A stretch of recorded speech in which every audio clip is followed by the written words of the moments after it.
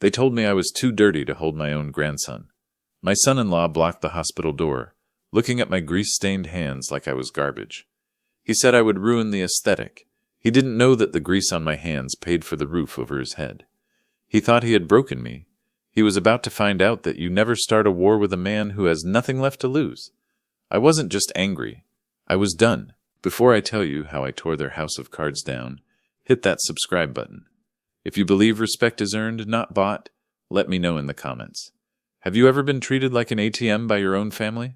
My hands have been black for 40 years. It isn't surface dirt. It's a permanent geological layer. It's the kind of grease that defies pumice and industrial orange soap. It settles deep into the canyons of your knuckles and colonizes the cuticles. It stays there like a tattoo of a different tribe. It says I don't just exist, I work. It says I understand how things are put together, and more importantly, how they fall apart. I own Miller's Auto Repair. It is a brick box squatting on the edge of town, a stubborn relic in a world of glass-fronted dealerships and digital diagnostics. Inside, the air always tastes of stale coffee and vaporized 10-watt-30 oil. The calendar on the wall, a pin-up from a parts supplier, is 18 months out of date. I never changed it because that was the month Martha stopped coming in to bring me lunch. It was Tuesday, 2 p.m., the witching hour for engines. The shop was humming, a mechanical symphony I had conducted for decades. Air compressors hissed like angry vipers coiling in the corner. Impact wrenches screamed a high-pitched daka-daka-daka as they fought against rusted bolts that had fused with the chassis. I was buried under a 2015 Ford F-150. The suspension was shot, and the exhaust manifold was fighting me with the stubborn malice of inanimate objects. I could feel the rust flakes drifting down, settling into my gray stubble, stinging my eyes. I didn't blink. I applied torque, feeling the metal groan through the wrench, vibrations traveling up my arm to my shoulder. I understand metal fatigue. I understand that if you apply too much pressure to a stress fracture, the whole thing snaps. I didn't know yet that I was the one under pressure. I didn't know I was the one about to snap. "Frank, phone!" The voice cut through the shop noise. I didn't move immediately. I finished the turn, hearing the satisfying crack of the bolt surrendering. I slid out on my creeper, the wheels rattling over the oil-stained concrete. My lower back popped, a dry, brittle sound like stepping on a dead branch. I sat up and wiped my forehead with a rag that was arguably dirtier than my face. "Who is it?" I yelled, my voice gravelly from breathing brake dust. "It's Sarah," Mike yelled back, holding the receiver up like a trophy. "Mike is my foreman. He's been with me since the Reagan administration. He has a bad back, a worse knee, and a heart made of gold that he hides under layers of sarcasm." He looked at me, his eyes soft. He knows my family history better than they know themselves. He knows the silence that waits for me at home. I scrambled up, ignoring the protest in my knees.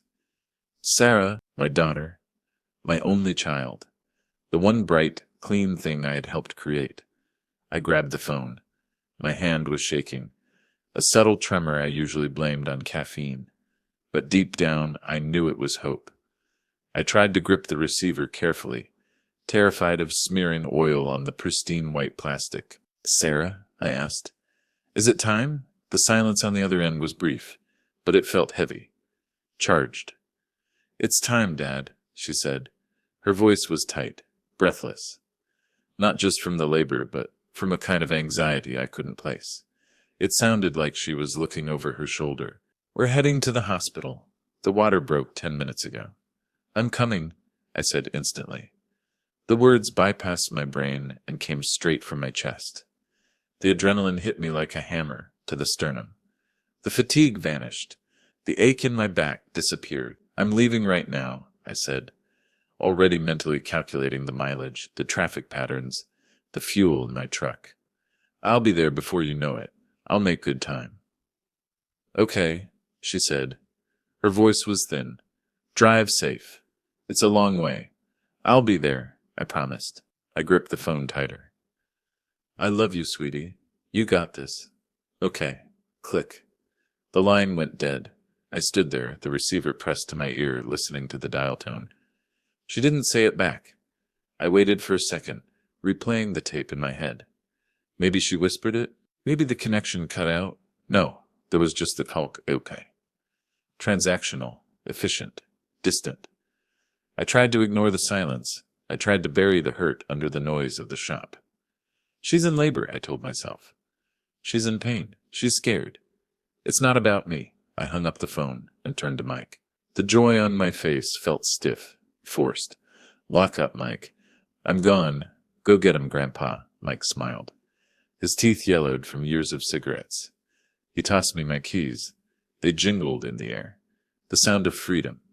Don't worry about the shop. I'll handle Mrs. Higgins' transmission. I'll baby it. Just go meet that boy. I didn't wash up. There wasn't time. And frankly, I didn't care. I grabbed my duffel bag from the office. It was already packed. It had been packed for 2 weeks. Inside, nestled between a clean flannel shirt and a pair of stiff jeans, was a small velvet box. I opened it for a split second. Inside lay a gold pocket watch. My father's watch. It didn't run on batteries. It ran on tension, on gears, on the careful winding of a spring. It was mechanical perfection. A legacy. I ran my thumb over the engraved case. To Frank, from Dad. I intended to pass it to the boy, to teach him that time is something you have to care for, or it stops. I snapped the box shut and ran out the door. I jumped into my 2008 Silverado. The truck was a beast, rusted around the wheel wells, the clear coat peeling on the hood, like sunburned skin, but the engine hummed with the steady, reliable beat of a healthy heart. I kept the internals perfect, even if the exterior was scarring over. Maybe that was a metaphor, too. I turned the key. The V8 roared to life. I hit the gas, tires spinning on the gravel, kicking up a cloud of dust that temporarily obscured the shop, the work, and the lonely life I was leaving behind. My heart pounded against my ribs, a chaotic rhythm that felt dangerous for a man of my age. I was going to be a grandfather. My wife, Martha, died 8 years ago. Pancreatic cancer, fast and cruel. She never saw Sarah walk down the aisle. She never felt the baby kick. She was just a photograph taped to my dashboard now, smiling in eternal sunshine while I drove through the rain. I tapped the dashboard, right next to her picture. "We're doing it, Martha," I whispered to the empty cab. "We're finally getting a grandbaby. A boy. Sarah is going to be a mom." I waited for an answer. I often did. I waited for that warm feeling I used to get when she sat in the passenger seat, her hand on my knee. But the silence in the cab felt heavy. It wasn't the comfortable silence of a long married couple. It was a cold, thick silence. It felt like a warning I was too desperate to hear. The road stretched out before me. 13 hours of asphalt and concrete. I gripped the steering wheel with my blackened hands, staring at the horizon, unaware that I was driving straight into a collision that would hurt far worse than any car crash. It was a 13-hour drive. That's 800 miles of asphalt, 3 tanks of gas, and a lifetime of silence to fill. When you're alone in a truck for that long, the road starts to hypnotize you. The white lines dash by like a Morse code. You can't quite decipher. The radio was playing classic rock, Skrar, Scrun, Springsteen, the sounds of men who worked with their hands and hurt in their hearts. But eventually, even the music felt like noise. I turned it off. I was left with the hum of the tires and the ghosts in the passenger seat. My mind drifted back. It bypassed the happy memories of Sarah's childhood, the bike rides, the skinned knees I bandaged with shop rags, and settled, like a jagged stone in a shoe, on the wedding. Napa Valley, 3 years ago. It was a vineyard that looked less like a farm and more like a movie set. The air smelled of crushed grapes and money. I remembered standing in my rented tuxedo, the collar too tight, choking me. I felt like a bear forced into a ballet. Jason's parents, the Sterlings, were there. They were people who didn't sweat. They glistened. They spoke in hushed tones about vintages and acquisitions. They treated me with the polite, distant curiosity one might show a well-trained zoo animal. But it was the memory of Sarah, 2 weeks before the wedding, that really stuck. She sat at my kitchen table, the one with the cigarette burn from 1994 and the wobble in the left leg. "Dad," she had said, tears tracking through her makeup. "The venue Jason wants, the reserve room, it's over budget." "How much?" I had asked, dread coiling in my stomach. She looked down at her hands. $15,000. I didn't blink. I didn't tell her that 15,000 was a new hydraulic lift for the shop. I didn't tell her it was the paint job the building desperately needed. Jason says it's important for his networking, she whispered. His partners will be there. It has to be elegant. Elegant. Elegant. That word was a weapon. It meant expensive. It meant not like Frank. I wrote the check. I smiled when I handed it to her. Make it perfect, I told her. I worked weekends for 2 years to replace that money. I took on jobs other mechanics refused. Seized engines, electrical nightmares and German imports. My knuckles bled so she could have a chocolate fountain and a string quartet. The memory shifted. The memory shifted. The miles rolled under my tires. Then came the house. A year ago, they sat on my plaid couch, holding hands. Jason wore a suit that cost more than my first car. He looked at my living room with a critical eye, scanning the peeling wallpaper. We found a place, Jason said, leaning forward. Colonial style, 4 bedrooms. Good schools. You don't have kids, I pointed out. It's about future-proofing, Frank. Jason said, using that corporate voice that sounded like a brochure reading itself. But the market is competitive. We need a down payment to secure the rate. It's an investment. How much? I asked again, the refrain of my later years. 40,000. The air left the room. That's my retirement fund, Jason. That's the IRA. It's a loan, Jason said quickly, flashing a smile that didn't reach his eyes. Strictly a bridge loan. Once the market turns, once my bonus hits in Q3, we pay you back with interest. You're not giving it away, Frank. You're leveraging it. I looked at Sarah. She was biting her lip, looking at Jason. Not me. She wanted the life he promised, the life I couldn't give her with grease-stained dollars. I liquidated the fund. I paid the penalty fees. I gave them $40,000. Thanks, Frank, Jason had said, shaking my hand firmly. We're a team. I never saw a dime of it back. No interest. No principal. Just photos on Facebook of new furniture, vacations to Cabo, and networking dinners. Driving through the dark, grip tightening on the wheel, I realized something that made my stomach turn. I didn't care about the money. I really didn't. I would burn it all to keep her warm. What hurt was the feeling that I had become a resource. I was an ATM with a pulse. I wasn't a father anymore. I was a venture capitalist in a failing startup called Jason and Sarah. Around hour 7, the weather turned. The rain didn't just fall. It was a gray, solid sheet of water that slammed into the windshield. The wipers thrashed back and forth, screaming against the glass, fighting a losing battle. I slowed down to 40. The truck hydroplaned slightly. The rear end drifted. I corrected it with the instinct of a man who knows traction better than he knows people. My eyes burned. The red taillights of the semi-truck ahead of me blurred into demonic streaks. But I kept going. I pushed through the fatigue. I started to construct a fantasy to keep me awake. I imagined walking in the hospital room. I imagined the softness of the baby. I imagined Jason standing up, looking humble, looking grateful. Frank, he would say, tears in his eyes. Thank you for the wedding, for the house, for driving through the storm. We couldn't do this without you. You're the rock of this family. It was a pathetic fantasy. It was the desperate daydream of a lonely old man. But it was warm, and it kept the cold reality of the cab at AA. I didn't know how fast that fantasy would die. I didn't know that the reality waiting for me was colder than the rain outside. I hit the city limits at sunrise.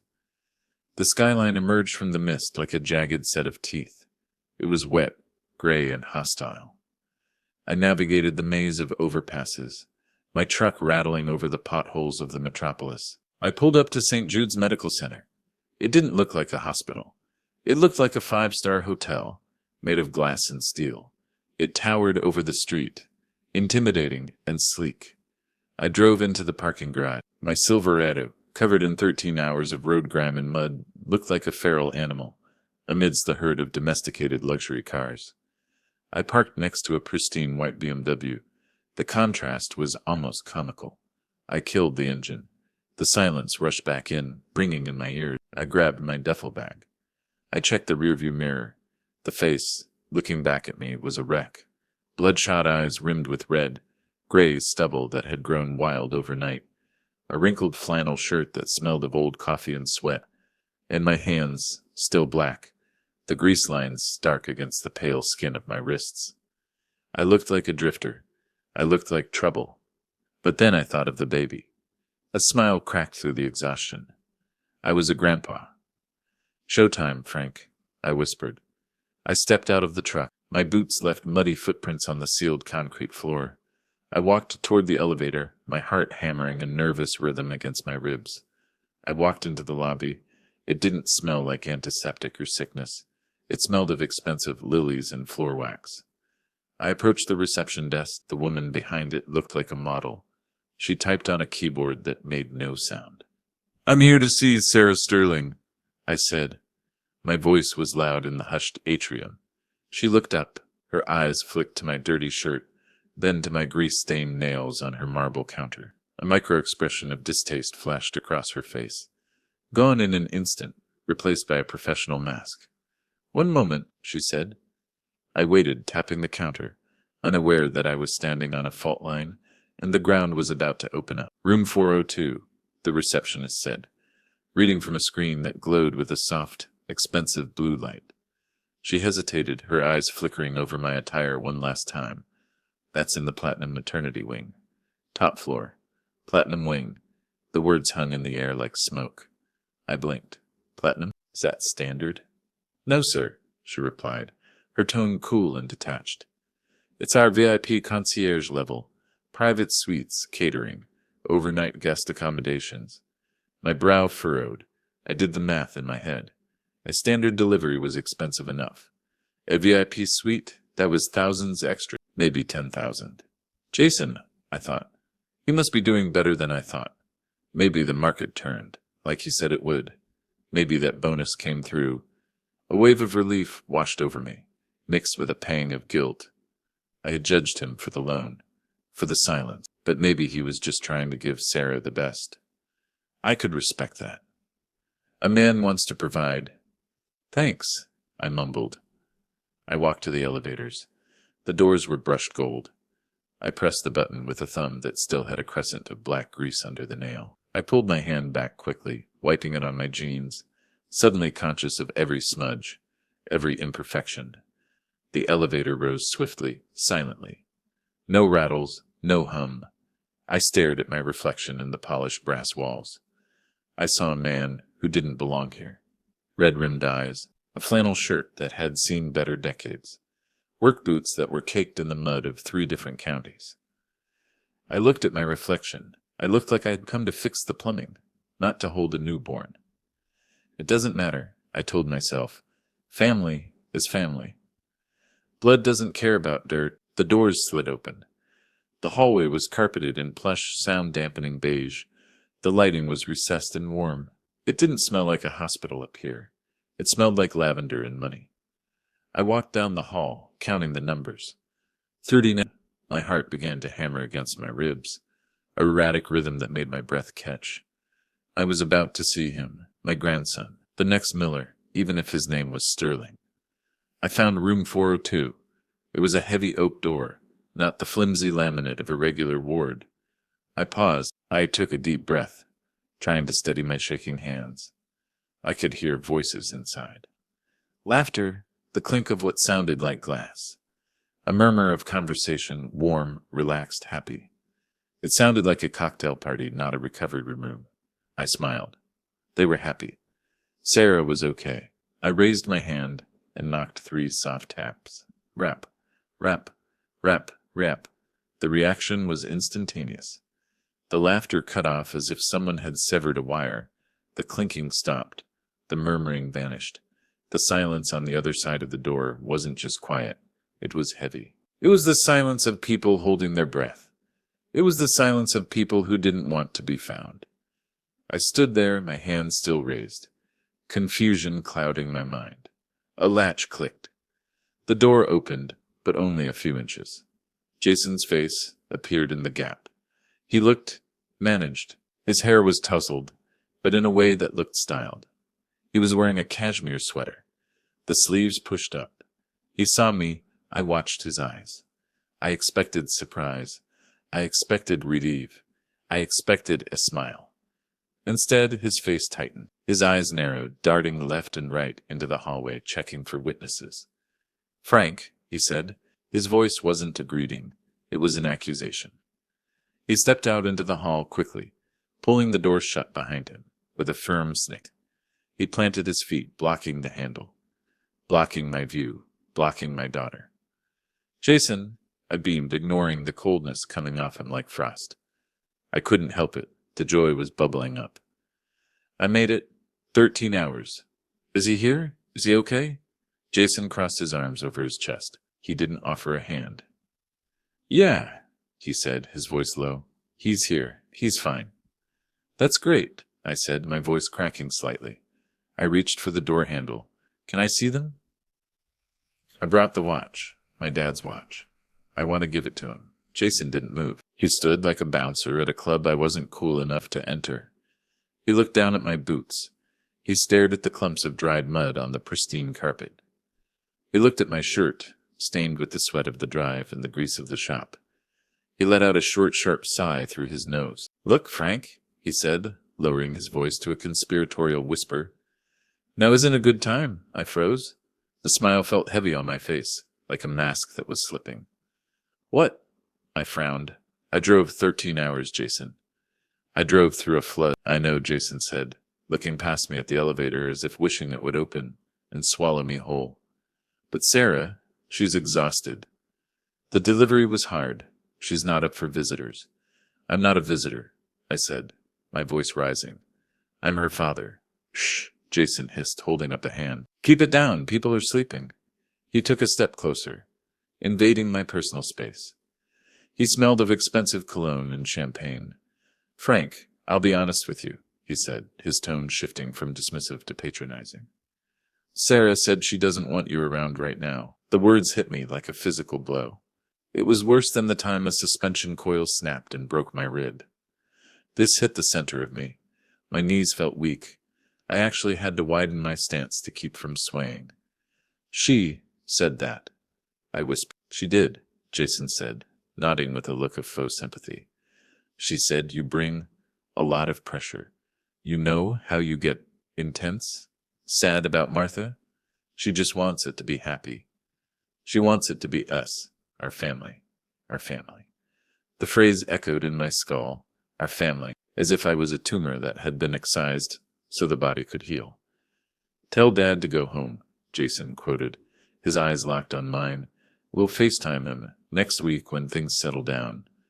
I felt dirty. I felt every ounce of grease on my skin, every year of age in my bones. I felt like the trash that had blown in from the street. "But I just want to peek in," I begged. My pride was gone. I was pleading. "I won't speak. I won't stay. Just to see his face. Please, Frank." Jason snapped, his patience evaporating. "Don't make a scene. This is a VIP floor. My colleagues are down the hall. We have a reputation to maintain." "Your colleagues?" I asked, confused. "I thought you said it was just family." He flinched, just for a second. "Close colleagues, mentors. Look, your appearance," he gestured vaguely at my entire existence. "It's a lot. It's distressing her. Just go home." I looked at the closed door behind him. My daughter was 5 feet away. My grandson was in there. I was stronger than Jason. I could move him. I could push past his soft, manicured hands and open that door. But if I did, and if Sarah really felt that way, if I burst in there looking like a maniac, and she looked at me with fear, that would break whatever was left of my heart. I couldn't risk it. I looked at Jason. He was smug. He knew he had won. He knew I was too weak with love to fight him. "Okay," I said. My voice was hollow. A dead thing. I reached into my pocket and pulled out the velvet box. My hand was trembling violently now. "Give this to him?" I asked. Jason took the box. He didn't open it. He didn't look at it. He shoved it into his pocket like it was a piece of trash he promised to throw away later. "Sure," he said. "Tell her I love her," I said. "Tell her I'm sorry. I'm intense." "Safe travels, Frank." He didn't wait for me to turn.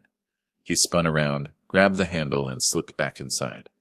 I saw a sliver of the room before the door closed. I saw light. I saw balloons. Then the lock clicked shut. Click. It was the loudest sound I had ever heard. I stood alone in the hallway of the Platinum Wing. The silence rushed back in, cold and suffocating. I looked at the mud on the carpet. I looked at my black hands.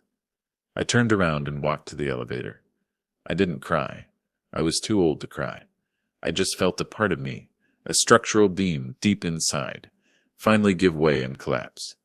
I found a motel 3 exits down the highway. It was the kind of place that charged by the hour and smelled of industrial cleaner, trying to mask the scent of stale smoke and regret. I lay on the bed, still in my clothes. I didn't take off my boots. I just stared at the ceiling, tracing the outline of a water stain that looked like a map of a country that didn't exist. Outside, a neon sign buzzed. Be Cancy, flashing red against the rain-streaked window. I waited. I placed my phone on the nightstand, volume up, vibration on. I stared at the black screen, willing it to light up.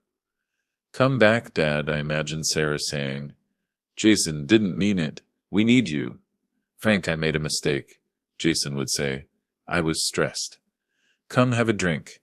I checked the signal strength. 4 bars. I checked the ringer volume. Maximum. The phone stayed black. It sat there like a stone, heavy and silent. Every hour that passed stripped away another layer of my dignity. I wasn't just a father turned away. I was a nuisance. I was the embarrassment they had successfully managed. I slept in fits and starts, waking up every time a car door slammed outside, heart racing, thinking maybe they had come to find me. They never did. At dawn, I checked out. The clerk didn't look up from his magazine. I drove home. The drive back was worse than the drive there. The adrenaline was gone, replaced by a dull, throbbing humiliation. I felt every bump in the road in my spine. I felt old. When I pulled into the shop lot, it was late afternoon. The sky was a bruised purple. Mike was there, smoking a cigarette by the bay door. He squinted as I climbed out of the Silverado. He looked at my face, then at the empty passenger seat, then back at my face. He threw the cigarette down and crushed it with his heel. "That was quick," he said. He didn't smile. "Hospital rules," I lied. The words tasted like ash. Strict protocols. Flu season. Only the husband allowed in the recovery wing. Mike narrowed his eyes. "He's known me for 30 years. He knows when I'm bluffing a poker hand, and he knows when I'm covering for someone." He looked at the slump of my shoulders. He knew, but Mike is a good man. He didn't make me say it out loud. "The Mustang is ready for paint," he said, shifting the subject with the grace of a diplomat. "And Mrs. Higgins brought cookies." "Good," I said, walking past him into the gloom of the shop. "Let's work." I threw myself into the engine. I worked until my muscles screamed. I wanted to be so tired that I couldn't think. I sat in the office, eating a cold sandwich. My hands were black again. It felt right. I pulled out my phone. A moment of weakness. I opened Facebook. The algorithm knew. It served it up instantly. A photo posted 2 hours ago. "Welcome, Leo. So blessed to be a family of 3. The picture was high definition, professional quality. Sarah looked radiant in a silk robe, holding a bundle wrapped in blue. Jason stood behind her, looking the part of the proud, successful father. But it was the background that stopped my heart. Standing there, holding flutes of champagne, beaming like they had just won the lottery, were Jason's parents. The Sterlings. They were inside the room. They were wearing hospital gowns over their designer clothes. They were leaning over the bed. I wasn't hospital rules. It wasn't flu season. It wasn't just us. It was anyone but Frank. I stared at the screen until the pixels blurred. My chest felt tight, a physical constriction, as if a hydraulic press was slowly closing in on my ribs. I couldn't breathe. I zoomed in on the photo. I looked at the bedside table. There was no gold watch. I put the phone down on the desk, face down. I couldn't look at it. I needed milk. I tried to go late, to avoid people, but in a small town, you can't hide. Mrs. Gable cornered me in the dairy aisle. She's the town crier, a woman who collects gossip like other people collect stamps. "Frank," she chirped, blocking my cart. I saw the pictures online. That baby is an angel. He is, I said, trying to move past her. But Frank, she frowned, tilting her head. Why weren't you in the pictures? The Sterlings were there. Did you take the photo? I gripped the handle of the shopping cart. My knuckles turned white. I had two choices. Tell the truth and look like a victim, or lie and protect the daughter who had cast me aside. I was holding the camera. I lied. Someone had to take the shot, right? Oh, she sniffed, looking unconvinced. Strange. Usually they hire someone for that. You look tired, Frank. Long drive, I said. Excuse me, Martha needs her tea. I walked away. My face burned. Shame is a heat that starts in the neck and crawls up. I left the cart in the middle of the aisle and walked out. I didn't buy the milk. I was under a Subaru when my pocket buzzed. I wiped my hands on my jeans and pulled it out. The text from Sarah. My heart jumped. An apology? A picture of Leo wearing the watch? Hey, Dad. Hope you made it back okay. We need an organic crib mattress. The one we have has toxins, apparently. It's $400. Can you Zelle me? I read it twice. No, I miss you. No, I'm sorry about the hospital. No, did you get home safe? Just send money. She assumed I was still the ATM. She assumed I was too stupid or too desperate for connection to say no. I looked at the phone. I typed no, then I deleted it. I typed why. Deleted that too. I didn't reply. I put the phone on the workbench next to a pile of rusted spark plugs. But the real betrayal was still waiting in the shadows. It was late afternoon. The rain had started again, a slow, miserable drizzle. A black sedan turned off the main road and crunched onto the gravel of my lawn. It was a generic American sedan, the kind used by government agents and people who deliver bad news. A man got out. He was thick-set, wearing a cheap suit that was shiny at the elbows and too much cologne that wafted into the shop before he even opened the door. He walked in like he owned the place, scanning the cars on the lifts. Frank Miller? He asked. I stepped out from the office. That's me. Can I help you? I'm Tony, he said. He didn't offer a hand. He pulled a clipboard from under his arm. I'm looking for a Silverado, but mostly I'm looking for a Jason Sterling. This was new. Jason lived 3 hours away. He had never been to the shop. Jason doesn't work here, I said, wiping my hands on a rag. He's my son-in-law, lives in the city. I know where he lives, Tony said, a smirk playing on his lips. Problem is, he's not answering the door. But I used this address. Use this address. For what? For the cosign, Tony said, on his car loan and for his business correspondence. I frowned. What are you talking about? He drives a Mercedes. He's a partner at a firm. Tony laughed. It was a dry, barking sound. Not anymore, pal. Tony grinned. He's 3 months behind on the Mercedes. And the Lexus. The repo order is active. As of this morning. Repo? I asked. The word felt foreign in relation to Jason. He makes 6 figures unless he pays $6,000 by Friday, he's walking, Tony said. He handed me a card. It was thick, black cardstock. Asset Recovery Services. If you see him, Tony said, looking around the shop with a sneer, tell him he can run, but he can't hide the car. We have trackers. Tony turned and walked back to his sedan. I stood there, holding the card. The grease from my thumb stained the white text. Jason wasn't just rude. He wasn't just arrogant. He was broke, and he had used my address. A cold feeling, colder than the rain, settled in my gut. If he lied about the car, if he lied about the job, what else was a lie? I looked at the phone on the workbench. It rang. Miller's Auto, I answered, my voice mechanical. May I speak to Frank Miller? It was a woman, professional, cold. Not a customer. This is Frank. This is Brenda from St. Jude's Medical Center Billing Department. We are calling about the discharge of Sarah Sterling. The trap was about to snap shut. I'm sorry, did you say discharge? I asked, gripping the receiver. My hand was covered in grease, but I felt a cold sweat breaking through the skin. Sarah was discharged days ago. Yes, Mr. Miller, Brenda said, her voice carrying the unmistakable, flat affect of a woman who spends her day chasing debts. However, The final audit of the account was just completed.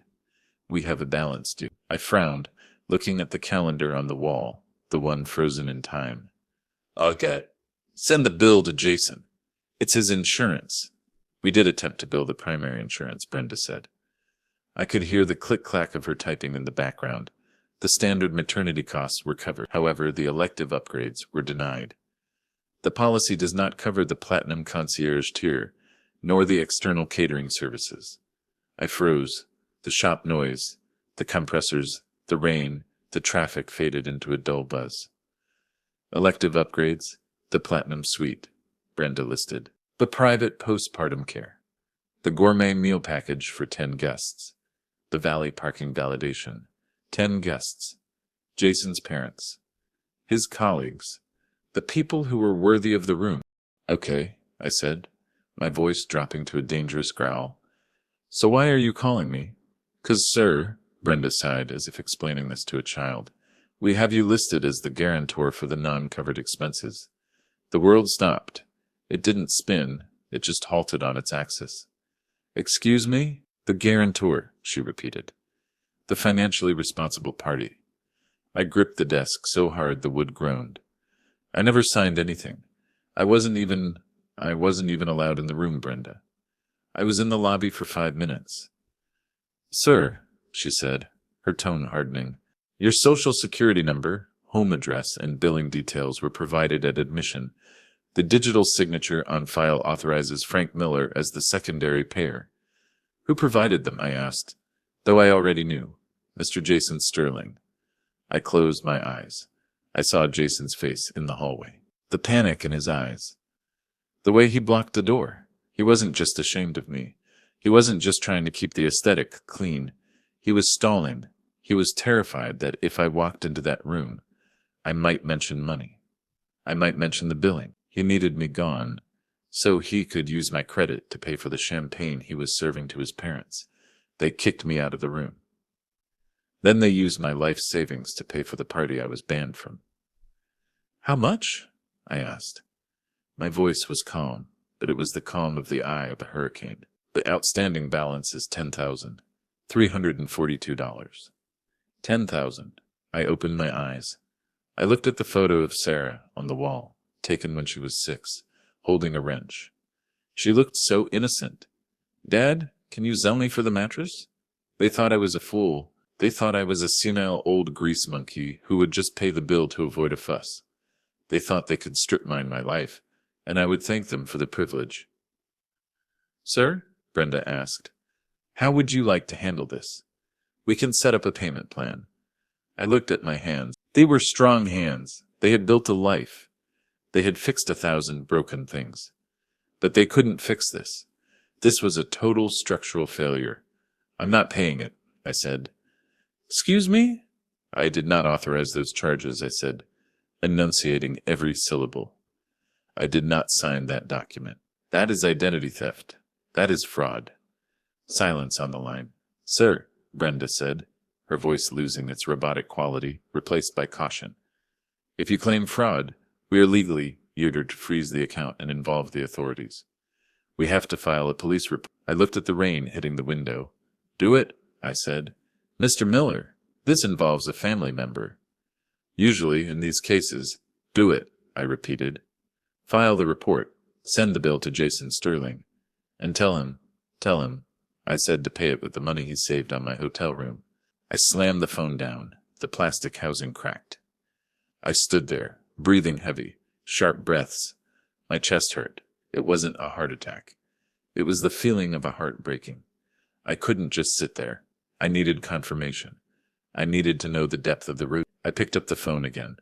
I dialed a number I hadn't called in years, but one I knew by heart. County Precinct, Reynolds. Jim, I said. It's Frank Miller. Frankie. Jim's voice was a warm blanket. I haven't seen you since the fish fry.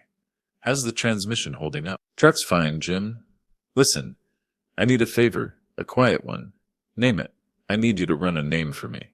Jason Sterling, my son-in-law. The line went quiet for a second. Everything okay, Frank? No, I said.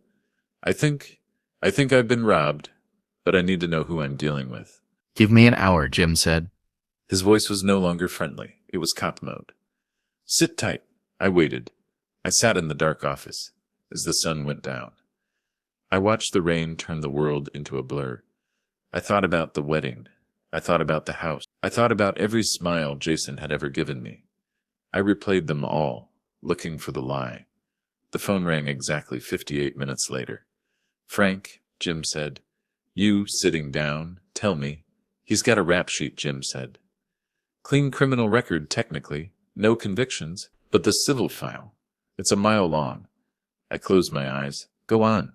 He was fired from his firm 6 months ago. Frank, not laid off. Fired for cause. 6 months, I whispered. He told me he was up for a promotion. Embezzlement investigation. Jim corrected. He was padding expense accounts, using client funds for personal travel. The firm dropped the charges when he agreed to pay back $50,000 and resign quietly. They didn't want the bad press. He's unemployed and drowning, Jim said.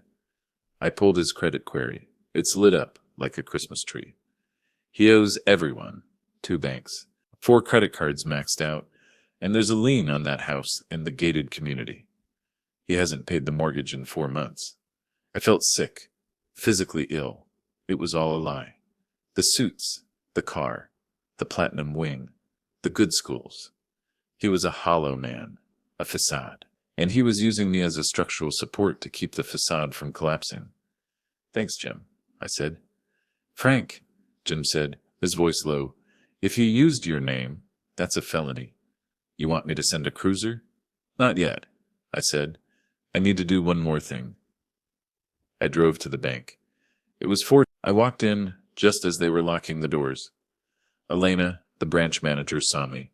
She's a sweet woman who brings her Honda to me for oil changes. Frank, she waved me over. I was actually going to call you tomorrow. I sat at her desk. Why, Elena, she lowered her voice. She turned her monitor so I could see it. We blocked a transfer yesterday, she said. Someone tried to move $5,000 from your primary savings to an external account. My blood ran cold. What account? An account under the name Sterling Holdings, LLC. She said, they had your social security number, Frank. They had your mother's maiden name, but they missed the PIN. They tried 3 times, then got locked out. Jason, I whispered. He didn't just want the hospital bill. He was coming for the rest. He was coming for the money I had saved for my old age. So he was going to wipe me out. I froze the account, Elena said, looking worried. Frank, this is serious. Do you want to file an affidavit? Yes, I said.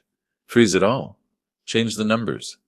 Nobody touches a dime without me standing here in person with ID. I signed the papers. My signature was jagged, angry. I walked back out to the parking lot. The rain had stopped. The air was cold and clean. I looked at my truck. It was rusted. It was ugly, but it was paid for. It was honest. I drove back to the shop. Mike was still there, sweeping the floors, though he should have gone home an hour ago. He looked up as I walked in. He saw the look in my eyes. It wasn't the sad, tired look from yesterday. It was the look of a man who had found the source of the engine, knock, and was holding a wrench. You okay, boss? Mike asked. I'm going back, Mike, I said. Mike stopped sweeping. Back where? The city? Yeah. Taking the checkbook? He asked, wary. He thought I was going to bail them out again.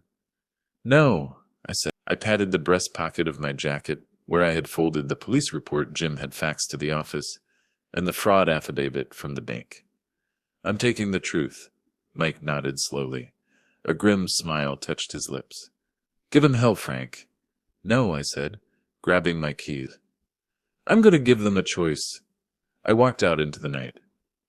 I had an appointment with the Platinum Wing, and this time I wasn't going to knock. I drove the 13 hours again. I didn't stop for coffee. I didn't listen to the radio. I didn't feel the fatigue that usually settles into your bones after a double shift.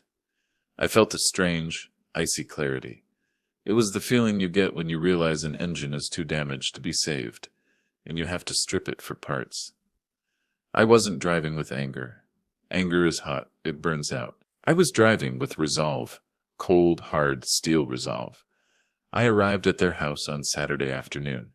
It was a McMansion in a gated community called Oaks, though there wasn't an oak tree within 3 miles. It was all manicured shrubs and identical stucco facades. The driveway was full, a silver Lexus, a white Mercedes, and there were balloons tied to the mailbox. "It's a boy," they bobbed it listlessly in the wind, looking deflated. I pulled my rusted Silverado Ray up the center of the driveway. I didn't park in a spot, I blocked them in. I parked inches from the bumper of the Mercedes.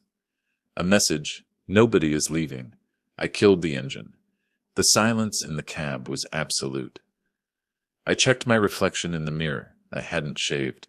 I was wearing my work boots, heavy with the shop's grease.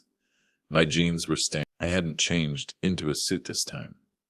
I was done wearing costumes for their play. I got out. I walked to the front door. I could hear music inside. Jazz, soft, sophisticated, completely at odds with the rot I knew was beneath the floorboards. I rang the bell. I didn't wait. I rang it again. And again. The door opened. Sarah stood there. She looked exhausted, but she was dressed up full makeup. A dress that looked expensive. She saw me, and her face went paper white. The smile she had been wearing fell off like a piece of poorly adhered trim. "Dad," she whispered, glancing back over her shoulder. "What are you doing here?" "We need to talk," I said. My voice was low, but it carried. "Now?" she hissed. "Jason's parents are here. We're having a toast." "Good," I said. "They should hear this too." I stepped forward. She tried to block me, instinctively, just like Jason had at the hospital. But I didn't stop. I walked past her, my heavy boots thudding against the polished hardwood of the foyer. "Jason," Sarah yelled, her voice pitching up in panic. "Dad is here." I walked into the living room. It was a scene from a magazine. The Sterlings were on the beige sectional, holding crystal flutes. Jason was standing by the fireplace, one hand in his pocket, looking the picture of the young executive. He saw me. He saw the look in my eyes. He froze. The glass in his hand tilted, spilling a drop of champagne onto the rug. "Frank," he said, his voice tight, You can't just show up here unannounced." "I can," I said, stopping in the center of the room. I looked like a dark storm cloud in their pristine white heaven. "I'm the grandfather, the one who pays the bills." The room went dead silent. The jazz music seemed to grow louder, mocking the tension. "Who is this?" Jason's mother asked, looking at my boots with undisguised horror. "I'm Frank," I said, not looking at her. My eyes were locked on Jason. "I'm the guy whose identity your son stole." Jason's face turned a color I'd never seen on a human being, a sickly, translucent gray. "Frank, listen," he stammered, taking a step forward, hands raised. "It was a mix-up. A billing error. We can discuss this outside." "It wasn't a mix-up," I said, "and we are discussing it right here." I reached into my jacket pocket. I pulled out the facts from Brenda. I pulled out the affidavit from the bank. I slammed them down on the glass coffee table. The sound was like a gunshot. "That," I pointed to the hospital bill, "is a forgery. You signed my name as the guarantor." I pointed to the bank document. "And that is a record of you trying to drain my retirement account yesterday afternoon." Sarah gasped. She put a hand over her mouth. "Jason, you tried to take Dad's savings?" Jason's father stood up. He was a tall man, used to being in charge. "Now see here. That is a serious accusation." "It's a factual one," I said. "I have the IP address logs. I have the failed PIN attempts." I turned to Jason. He was shrinking. He looked small. The expensive suit looked like it was hanging on a wire hanger. "You kicked me out of the hospital," I said, my voice shaking with the suppression of rage. "You told me I wasn't good enough to be in the room, but you made sure I paid for the VIP suite I wasn't allowed to enter. We were going to pay you back." Jason shouted. It was a desperate, cracking sound. "I have a deal closing next week. A massive commission." "You don't have a deal," I roared. The volume made everyone jump. I called Detective Reynolds. "I know about the firm, Jason. You were fired 6 months ago for embezzlement." The air left the room. The Starlings looked at their son, The horror on their faces wasn't for me anymore. It was for the stranger they had raised. "Jason," his mother whispered. "Is this true?" Jason slumped against the mantelpiece. He couldn't speak. He just nodded, staring at the floor. "We're broke," Sarah sobbed. She collapsed onto the ottoman. "We're drowning. The cards are maxed. The mortgage is late." The truth spilled out like oil from a cracked pan. The house, the cars, the lifestyle. It was all debt. It was all a performance. And I was the one they had cast to pay for the tickets. I looked over at the bassinet in the corner. Leo was sleeping. He was oblivious to the wreckage of his parents' lives. "Let me hold him," I said. It wasn't a request. Jason's mother, trembling, stepped aside. I picked up the bundle. He was warm, heavy. He smelled of milk and innocence. He opened his eyes blue like Sarah's, like Martha's. For a moment, the anger vanished. The world narrowed down to this tiny, perfect mechanism. But I knew what I had to do. I couldn't save them by paying. I had to save them by breaking them. I kissed Leo's forehead. "Welcome to the world, kid," I whispered. "You gotta earn your way. Don't let them teach you otherwise." I handed him back to Sarah. She was weeping silently. I turned to Jason. I reached into my back pocket and pulled out a folded piece of paper. "This is the police report," I said. "Drafted. Ready to file." Jason flinched as if I had pulled a gun. You filed it?" "I told Jim to wait 24 hours, I said. "I'm giving you a choice, a fork in the road." "What choice?" Jason whispered. Sweat was dripping down his nose. "Option A," I said, holding up the paper. "I make the call. The fraud charges go through. You go to jail. Sarah loses everything instantly. The state gets involved." "Option B?" Jason asked. His voice was barely audible. "Option B," I said. "You sell the cars. Tonight, you use this house.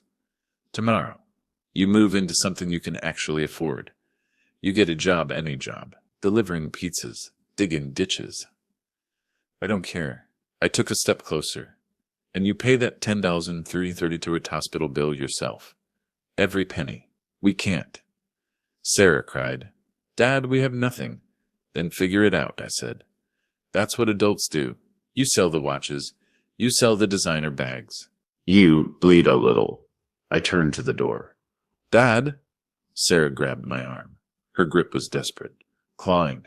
"Please, if you walk out, if you do this, we might not talk for a long time. You'll miss Leo growing up." It was a threat. A weak, manipulative threat.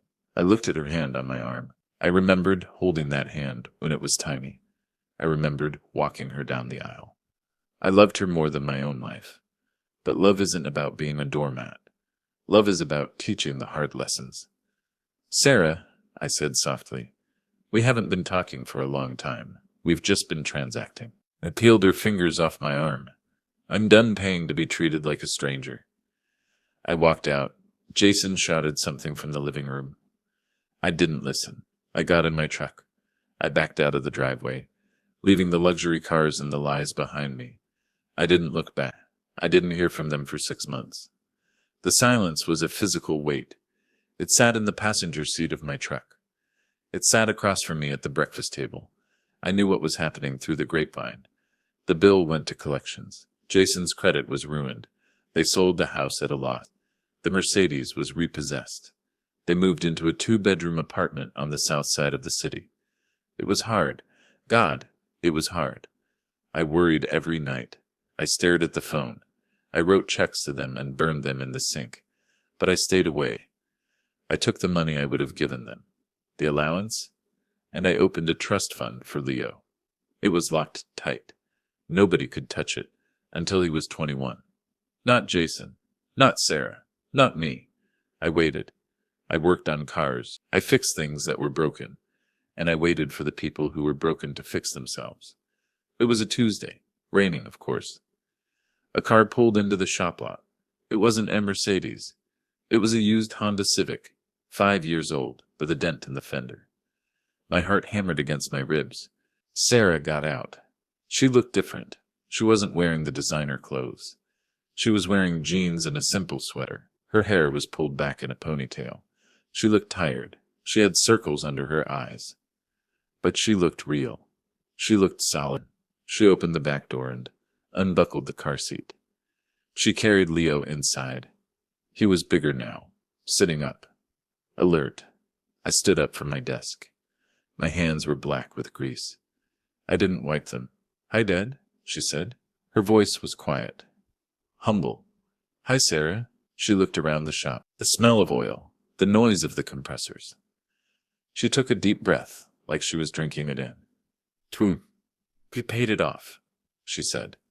"The hospital bill. The last payment cleared yesterday." I nodded. I felt a lump in my throat the size of a lug nut. "Good. Jason is working," she said. "He's selling solar panels, door to door. It's hard work. He hates it." She paused, looking at me. "But he's doing it. He comes home, tired. But he's actually there." She put Leo on the counter. He looked at me with wide, curious eyes. "He needs a grandpa," she said, her voice cracking. Tears spilled over, running down her cheeks without shame. "And I miss my dad. I miss you." She started to cry. Not the manipulative tears of the wedding budget. Real, heavy, healing tears. I walked around the counter. I hugged her. I didn't care about the grease. She didn't care about the grease. She buried her face in my dirty flannel shirt and held on tight. "Now I'm here," I said, stroking her hair. "I'm always here." I pulled back. I looked at Leo. I opened my desk drawer. I reached past the invoices and the spare keys. I pulled out the small velvet box. I had found it in the trash can in their garage that day I left. Jason had thrown it away. I had fished it out, wiped off the coffee grounds, and kept it safe. I opened the box. The gold pocket watch gleamed under the fluorescent shop lights. I handed it to Leo. He grabbed it with chubby, clumsy fingers. He immediately tried to shove it in his mouth. Sarah laughed. It was a wet, shaky sound, but it was genuine. "Does he know how to tell time?" I asked. "No," she smiled, wiping her eyes. "But you can teach him. You have time now." I picked up my grandson. He didn't mind the dirt on my hands. He just held on to my thumb. The road had been long. The chassis had cracked. The engine had seized. But we had rebuilt it. I hadn't bought their love. I had forced them to find their own self-respect. And that was worth more than any check I could ever write. Thank you for reading this story. It was a journey into the cracks of a family foundation and the hard work of welding it back together. If this story resonated with you, if you've ever felt the edifs of unappreciated labor or the difficult choice of tough love, please leave a like. It helps more than you know. And if you want to be part of a community that values deep, honest storytelling about the things that really matter, hit that subscribe button. I have many more stories to tell, and I'd be honored to have you along for the ride.